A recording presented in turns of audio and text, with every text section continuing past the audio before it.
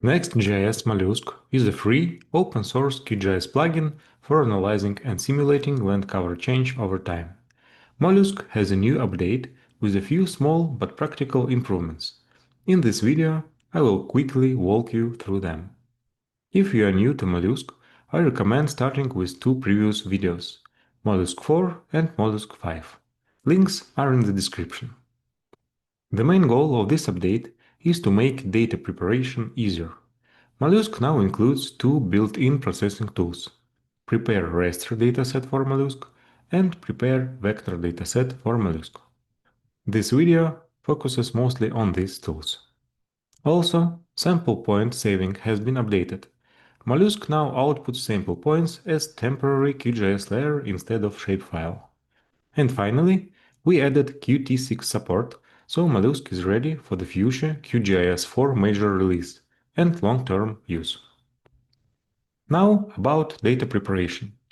MOLUSCE expects all inputs to be rasters with the same spatial domain, the same coordinate reference system, the same pixel size, and the same extent. This step has been one of the biggest friction points for new users, and this update is meant to fix that. The first new tool is Prepare Raster Dataset for MOLUSCE. You provide the raster you want to prepare, a reference raster, usually your initial land cover, and a resampling algorithm. The tool outputs a raster that matches the reference raster's spatial domain. Resampling matters. For categorical rasters, use nearest neighbor. For continuous rasters, like digital elevation models, use bilinear or cubic. The second tool is Prepare Vector Dataset for MOLUSCE. You provide the vector layer you want to prepare and a reference raster, again usually the initial land cover. Then you choose how to convert the vector data into a raster.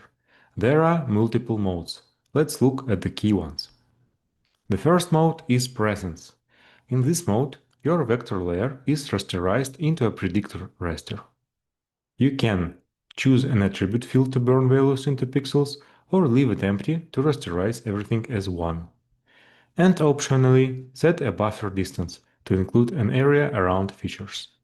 Example: you have touristic points of interest and you want a 500 meters buffer around them as a predictor of land use change, representing touristic activity.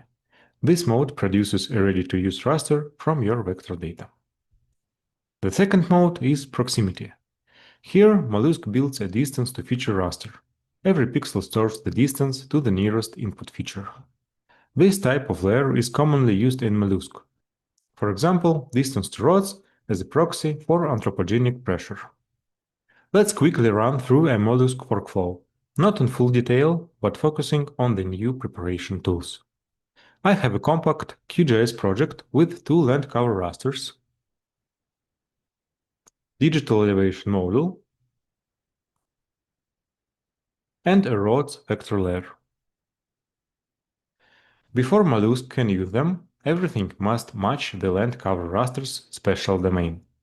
First, I open the processing toolbox, search for MOLUSCE, and run Prepare Raster Dataset for MOLUSCE tool. I select the digital elevation model as raster layer to be prepared, choose 2021 land cover raster as a reference, and set bilinear resampling algorithm. I save the result to team prepared file.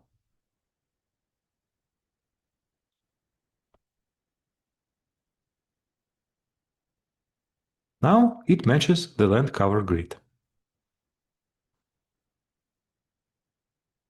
Next, I run Prepare Vector Dataset for MOLUSCE.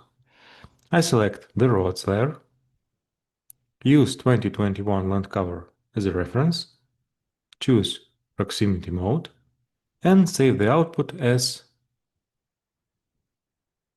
roads proximity prepared.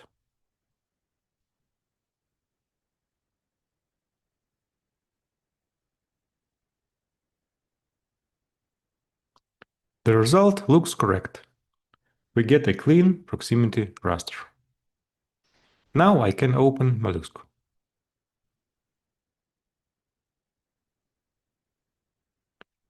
I set 2021 as initial land cover and 2024 as final land cover. For special variables, I add them prepared and road proximity prepared. I check the geometry. Everything matches. Preparation is quick and predictable now. Next, I generate area changes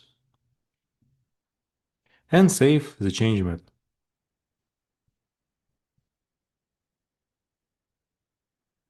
Then I train the model.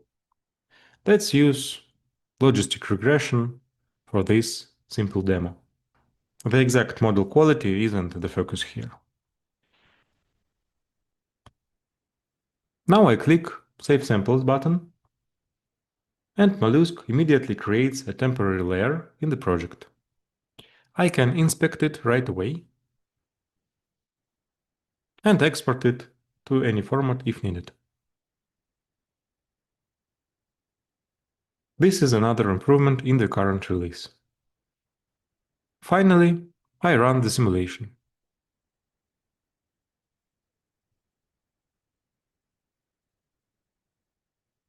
And here are the results.